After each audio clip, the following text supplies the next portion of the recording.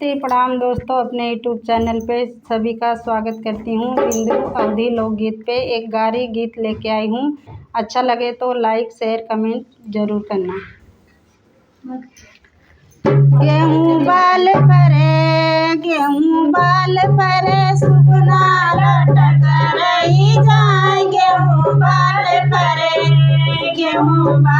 परे सुगना लटक रही जाए। गेहूँ बाल परे समधी के बहिना के वो हार बोलावे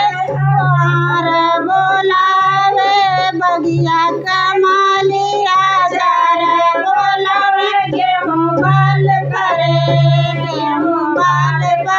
सुगना लटक रही जाए। गेहूँ बाल परे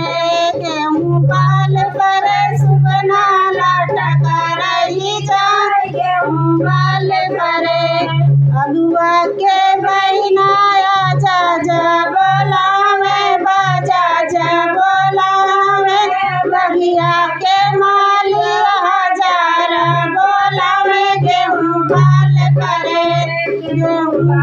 परे सुगना लटक रही जाए। गेहूँ